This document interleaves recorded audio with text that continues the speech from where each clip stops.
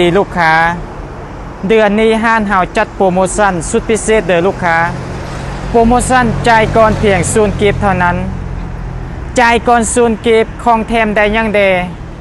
จ่ายก่อน0 กีบของแถมได้10 อย่างเด้อลูกค้าบ่ว่าจะเป็นหม้อแดงกาต้มน้ำร้อน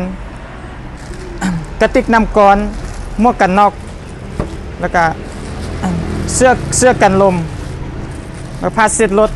กลางป่าแล้วก็ล็อกเดท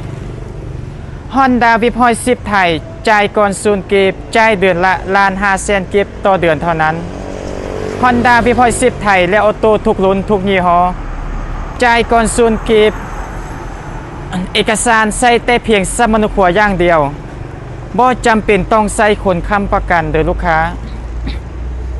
ดอกเบี้ยต่ำผ่อนง่ายจ่ายสบายออกรถไวภายในมือเดียวเท่านั้นสำหรับคนนครหลวงจ่ายก่อน0 กีบได้เด้อลูกค้าสำหรับคนต่างแข่งมาเฮ็ดเวียกอยู่นครหลวงต้องวางดาว 15% ขึ้นไปเด้อลูกค้าเอาคนค้ำนครหลวงค้ำประกัน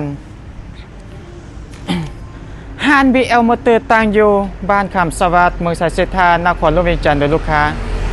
ห้านเฮาอยู่ติดกับไฟแดงบ้านคำสวัสดิ์เด้อลูกค้าสามารถเข้ามาเบิ่งมาจับจองได้โปรโมชั่นมีแต่เฉพาะเดือนนี้มื้อนี้เท่านั้นเด้อลูกค้าพอแล้วนี่